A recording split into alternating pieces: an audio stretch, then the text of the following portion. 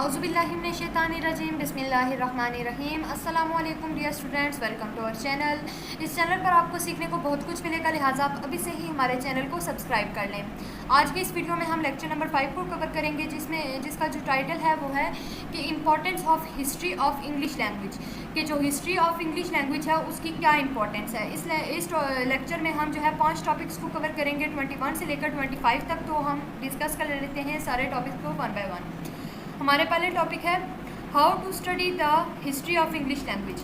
हमें कैसे पता चलेगा कि हिस्ट्री ऑफ इंग्लिश लैंग्वेज क्या है, लैंग्वेजेस की हिस्ट्री क्या है, हमने उनको स्टडी कैसे करना है। सम सैम्पल्स, ये जो हैं यहाँ पे आपको सैम्पल्स गिवन है, इनको देख के आप लोगों ने ये फाइंड आउट करना है कि आप लोगों ने लैंग्वेज की जो हिस्ट्री है उसे कैसे स्टडी करना है। ये आप लोगों का इंपॉर्टेंट शॉर्ट क्वेश्चन है। Language in general is the ability inherent in us. Specific languages such as English are the systems that results from that ability.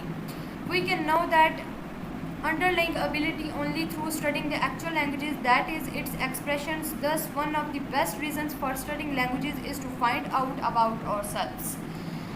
हम किसी भी लैंग्वेज की हिस्ट्री के बारे में कैसे स्टडी कर सकते हैं, उसके लिए कुछ सैम्पल्स हैं, कुछ टिप्स हैं।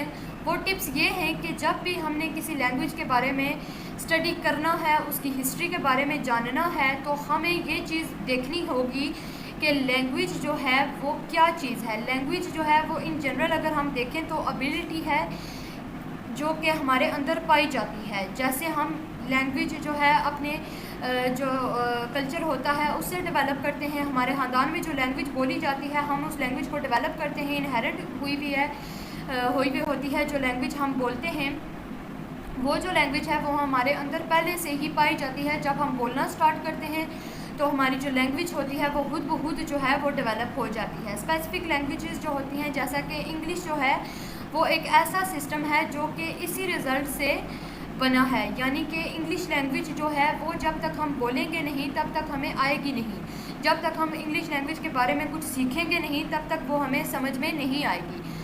हम जो है मुख्तलिफ एबिलिटीज़ के बारे में अगर देखें तो जो हम लैंग्वेजेस स्टडी करते हैं उनके जो है कुछ एक्सप्रेशंस होते हैं।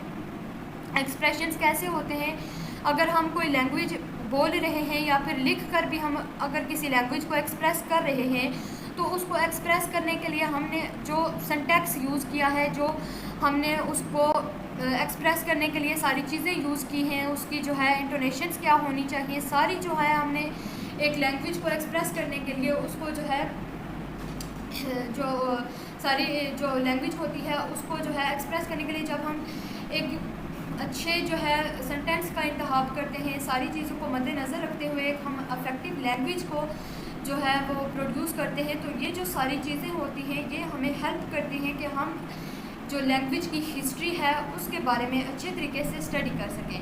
One of the best reasons for studying languages के जो लैंग्वेज को स्टडी करने की सबसे एक अच्छी रीज़न है वो ये है कि हम अपने अंदर जो है लैंग्वेजेस को तलाश करें।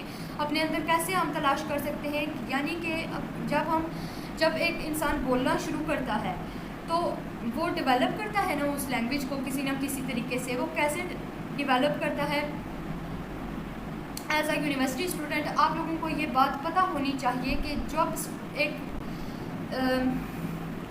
इंसान किसी लैंग्वेज को डेवलप करता है तो वो उस लैंग्वेज को कैसे डेवलप करता है, उसके पीछे जो है क्या मराहिल होते हैं।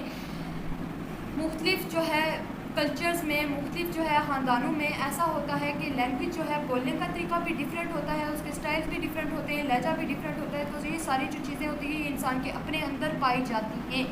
इन सारी चीज़ों को मद्देनज़र रखते हुए हम ये चीज़ चेक कर सकते हैं कि स्टडी जो है लैंग्वेज की हिस्ट्री की उसको हमने अफेक्टिव तरीके से कैसे और जो है क्यों जो है वो करना है स्टडी, ताकि हम जो है लैंग्वेजेस के बारे में जान सकें। लैंग्वेज कहाँ से आई, उनका जो है कैसे बाय बर्थ से लेकर हम जो है उनकी लैंग्वेजेस की डेप्थ तक जो है हम जो है सारा लैंग्वेजेस के बारे में पढ़ सकते हैं अगर हमें लैंग्वेजेस की थोड़ी बहुत भी नो हाउ हो। नेक्स्ट है हमारे पास what is the basic ability of language, how does English show this ability and why is studying language history important. कि जो एबिलिटी होती है लैंग्वेज की वो क्या चीज़ है, बेसिक एबिलिटी क्या है लैंग्वेज की, और जो लैंग्वेज है इंग्लिश लैंग्वेज उसको जब हम स्टडी कर रहे हैं तो उसकी जो एबिलिटी है वो कैसे अफेक्ट हो रही है दूसरी लैंग्वेजेस पर, और उसका जो है क्या असर हो रहा है जो हिस्ट्री है, और उसको जो है इम्पोर्टेंट क्यों करार दिया गया है, हम उसको क्यों जो है करते हैं स्टडी, उसको जो है स्टडी करना क्यों ज़रूरी होता है। A good approach to studying languages is the historical one. To understand how things are it is often helpful to know how they got to be that way. Languages के बारे में अंडरस्टैंड करने के लिए बेसिकली हमको ये पता होना चाहिए कि लैंग्वेजेस जो हैं वो किस तरह से डेवलप हो रही हैं, उनको कैसे जो है वो डेवलप किया जा रहा है, कैसे बोला जा रहा है, कैसे उनके बारे में रिसर्च वर्क हो रहा है। The orthographic joke of George Bernard Shaw is very relevant to share here. जो जॉर्ज बर्नार्ड शॉ था उसका एक ऑर्थोग्राफिक जोक था जिसको इस कॉन्टेक्स्ट में डिस्कस करना जो है वो कह रहे हैं कि रेलिवेंट है। क्यों रेलिवेंट है यह अब हम जो है डिस्कस कर लेते हैं। According to him in English fish might be spelled as ghoti, GH as in enough, O as in women and TI as in nation. जो जॉर्ज बर्नार्ड शॉ था ना उसने ये कहा था कि जो इंग्लिश लैंग्वेज का जो वर्ड है फिश उसको हम स्पेल्ड करते हैं यानी कि उसको हम जो है उसके स्पेलिंग ऐसे लिखते हैं गोटी, GHOTI। इंग्लिश लैंग्वेज के अगर जो है हम लिटरेचर को देख लें तो उसको हम गोटी से स्पेल्ड करते हैं, उसकी स्पेलिंग जो है हम GHOTI लिखते हैं। क्यों लिखते हैं? क्योंकि GH जो है हम इनफ के लिए यूज़ कर रहे हैं, O हम यूज़ कर रहे हैं वुमेन के लिए, और TI जो है वो हम यूज़ कर रहे हैं नेशन के लिए। TI जो है वो नेशन में पाया जा रहा है, वुमेन जो है उसमें जो है वर्ड O पाया जा रहा है, GH जो है वो इनफ वर्ड में पाया जा रहा है। ये जितनी भी चीज़ें हैं ये इस वर्ड को स्पेल्ड करने के लिए हमने यूज़ की है इंग्लिश लैंग्वेज जो वर्ड था फिश उसके लिए। The only way to understand the anomalies of spelling is to study the history of language, present day pronunciation and meaning of cupboard. Do not just a board of cups, so this is also something we need to history to explain. यानी कि ये चीज़ कह रहे हैं कि अगर हम हिस्ट्री के मुताबिक चले ना तो बहुत सारे ऐसे वर्ड्स हैं जिनका मीनिंग उनके जो उनका मतलब जो नाम है ना जो वर्ड है उसके जो है मीनिंग से बहुत डिफरेंट है। ये जैसे कि ये अब कप बोर्ड लिखा हुआ है, कप बोर्ड, ये बेसिकली आप लोगों के दिमागों में क्या चल रहा होगा इसको लेख के कि एक कप है और एक बोर्ड है। बोर्ड वाइट बोर्ड भी हो सकता है, ब्लैक बोर्ड भी हो सकता है जिसमें जो है टीचर जो है वो सबक आपको समझा रहा होता है। ये नॉर्मली अगर देखा जाए तो आम स्टूडेंट्स की यही सोच होगी इस वर्ड को लेकर, लेकिन इंग्लिश पॉइंट ऑफ व्यू से अगर देखा जाए तो हिस्ट्री को एक्सप्लेन करना, हिस्ट्री को डिस्कस करना बहुत ज़्यादा ज़रूरी है ताकि हम प्रेजेंट डे की इंग्लिश की प्रोनाउंसिएशन को और उनके मीनिंग्स को अच्छे तरीके से समझ सकें। कप बोर्ड जो है यहाँ पर उसका मतलब बोर्ड ऑफ कप्स नहीं है या फिर बोर्ड फॉर कप्स नहीं है, उसका कप बोर्ड का यहाँ पे मतलब जो है वो डिफरेंट है। जैसे जो है हमने इंग्लिश लैंग्वेज के लिहाज से अगर देखा जाए ना तो हर लैंग्वेज का जो है वो अपना अपना हिसाब होता है, हर लैंग्वेज जो है वो डिफरेंट मीनिंग्स को कन्वे करती है। अब जो है ये इंग्लिश लैंग्वेज है, इसके हमने जब तक हिस्ट्री के बारे में नहीं पढ़ा होगा, जब तक हमें पता नहीं होगा कि इसकी हिस्ट्री क्या थी, हम जो है इसको आगे अच्छे से इंटरप्रेट नहीं कर सकते। नेक्स्ट हमारे पास टॉपिक है why and how to trace the history of English language. हमें क्यों ज़रूरत पड़ती है कि हम हिस्ट्री को देखें, हिस्ट्री के बारे में पढ़ें, इंग्लिश लैंग्वेज की जो हिस्ट्री है उसके बारे में क्यों जानना ज़्यादा ज़रूरी है, इसको अब हम डिस्कस कर लेते हैं। Why do linguistics study the history of English and how similar is modern English to the early language of British. यानी कि जो लिंग्विस्ट्स हैं वो क्यों स्टडी करते हैं हिस्ट्री ऑफ इंग्लिश को, और जो हिस्ट्री ऑफ इंग्लिश है वो क्यों सिमिलर है मॉडर्न इंग्लिश के to the early language of British isles. अगर ब्रिटिश के लिहाज से देखा जाए, ब्रिटिश एल्सिस के लिहाज से देखा जाए तो अर्ली लैंग्वेज जो है मॉडर्न इंग्लिश की वो क्यों सिमिलर है जो हिस्ट्री ऑफ इंग्लिश है उससे, और जो लिंग्विस्ट्स हैं वो क्यों स्टडी करते हैं इंग्लिश की हिस्ट्री को। लिंग्विस्ट्स जो हैं वो ट्रेस करते हैं हिस्ट्री ऑफ इंग्लिश लैंग्वेज को क्योंकि उन्होंने अंडरस्टैंड करना होता है एवोल्यूशन और डेवलपमेंट के बारे में। मॉडर्न इंग्लिश जो है वो चेंज हुई है considerably over time. Modern English जो है उसका जो सारा सिस्टम है वो सारा चेंज होता रहता है, but it maintains some continuity with its roots in old English. लेकिन जो है इसने मेंटेन किया है अपनी कंटिन्यूटी को, अपनी जड़ों को इसने मजबूत किया है। ओल्ड इंग्लिश के मुकाबले में मॉडर्न इंग्लिश जो है वो ज़्यादा प्रेफरेबल है। While certain vocabulary is no longer commonly used, certain vocabulary में जो है इसको इतना ज़्यादा जो है यूज़ तो नहीं किया जाता, लेकिन कोर स्ट्रक्चर है और फीचर्स हैं जो कि ट्रांसफॉर्म होती हैं। The surface aspects like spelling conventions have undergone significant alterations। जो स्पेलिंग्स हैं, जिनके स्पेलिंग्स जो है चेंज होते रहते हैं, उनमें जो है काफ़ी ज़्यादा चेंजेस आते रहते हैं। मुख्तलिफ लैंग्वेजेस को जब हम डिस्कस करते हैं तो मुख्तलिफ हम स्पेलिंग से गुजरते हैं। स्पेलिंग्स जो है वो किसी भी लैंग्वेज को रिप्रेजेंट करने के लिए ज़रूरी होता है उनका concept. Exploring this historical trajectory allows us to grasp the extent of change and continuity in English। जो हिस्टोरिकल ट्रैजेक्टरी होती है उसका जो कॉन्सेप्ट होता है वो इंग्लिश लैंग्वेज के लिए नहायत ज़रूरी होता है कि हम उसके बारे में जानें। नेक्स्ट टॉपिक है कि जो लैंग्वेज होती है इंग्लिश लैंग्वेज, उसके जो मराहिल होते हैं वो फिक्स्ड होते हैं या नहीं। किस चीज़ में? हिस्ट्री में, यानी कि जो हिस्ट्री ऑफ इंग्लिश लैंग्वेज है उसके जितने भी मराहिल हैं वो फिक्स्ड होते हैं या फिर नहीं, इसके बारे में हमने डिस्कस करना है। बेसिकली ये जो टॉपिक है सारा ये आपके MCQs के रिलेटेड है। आपके हैंडआउट्स में एज इट इज़ ये सारी चीज़ें गिवन हैं, लेकिन जो हमारे हैंडआउट्स हैं, ये वाले हमारे जो नोट्स हैं, इनमें जो है हमने हर एक चीज़ को हाईलाइट किया हुआ है जो इम्पॉर्टेंट है। और ये जो आपका टॉपिक है ये इंपॉर्टेंट है MCQs के लिए। तो ये सेम एज इट इज़ जो है स्टेटमेंट्स उठा के पूछ लेते हैं आपसे MCQs में। इसमें समझाने वाला कुछ भी नहीं है, इसको आपने जस्ट रीड आउट करना है और अपने माइंड में बिठा लेना है कि इसको जो है एज इट इज़ ये पूछ सकते हैं आपको MCQs में। और जो भी टॉपिक्स रिलेटेड होते हैं आपके लेसन में, जितने भी टॉपिक्स हैं उन टॉपिक्स से रिलेटेड जो है एंड पर मिड टर्म और फाइनल टर्म दोनों के जो है MCQs बनाए गए हैं जो कि इस फाइल में आपको प्रोवाइड किए गए हैं। जब आप अपने मिड टर्म के प्रिपरेशन करें तो आप इन लेक्चर्स को पढ़ने के साथ साथ उन MCQs को भी देख लीजिएगा। और फाइनल के लिहाज से भी आप लोगों ने सेम यही चीज़ करनी है, लेक्चर्स के साथ साथ आपने MCQs को भी देख लेना है। तो ये जो सारा टॉपिक है ये MCQs के रिलेटेड है, इसको नहीं एक्सप्लेन किया जा सकता, तो ये आपने एज इट इज़ याद कर लेना है। मतलब ये जो जितना भी है सारा ये MCQs ही हैं आपके। ये भी सारे जो है ये MCQs ही हैं कि मिडल इंग्लिश में जो है कौन से की इवेंट्स हैं जिनको जो है माइंड में रखना ज़रूरी है, याद रखना ज़रूरी है। ये MCQ पॉइंट ऑफ व्यू के लिए मोस्ट इंपॉर्टेंट है ये तीनों टॉपिक्स।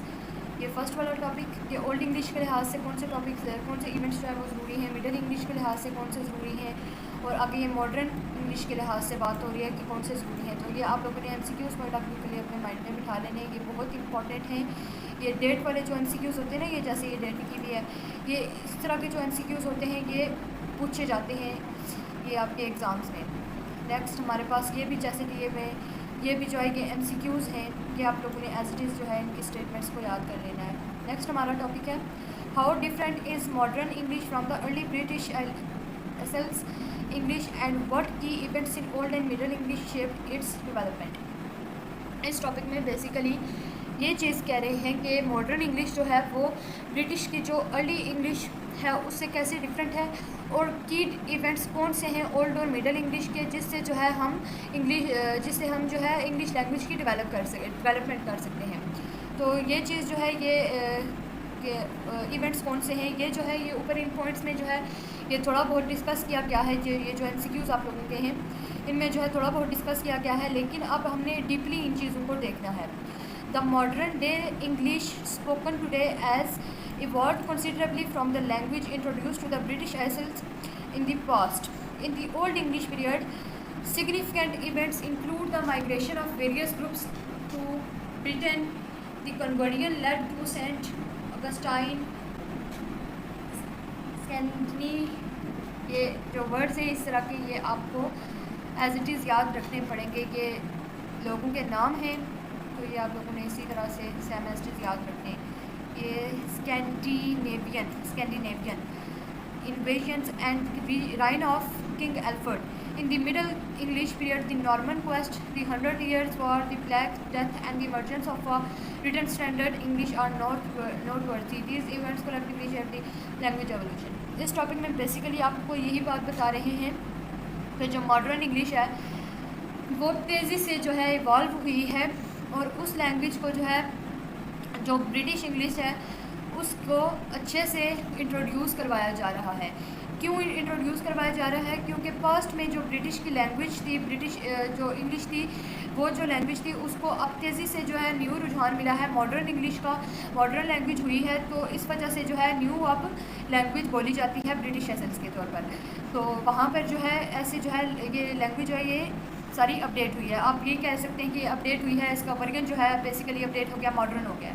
जो ओल्ड इंग्लिश पीरियड था ना, उसमें वेरियस ग्रुप्स के लैंग्वेजेस के जिनको माइग्रेट करवाया गया है, अंग्रेज़ों के जो दौर की लैंग्वेजेस थी जिनमें इंग्लिश जो है वो सर फहरिस्त है, उस लैंग्वेजेस की जो है माइग्रेशन करवाई गई थी जब, तो बाकी जो थे ये बंदे जैसे सेंट अगस्टाइन और स्कैंडेवियन, ये जो थे इन्होंने ये चीज़ कही थी कि ये जो सारी लैंग्वेजेस हैं ये सारी जो है टाइम टू टाइम इनका जो टाइम पीरियड है ये सारा जो है चेंज होता रहता है, इनका अपना एक सिग्निफिकेंट है, इनकी अपनी इम्पोर्टेंस है।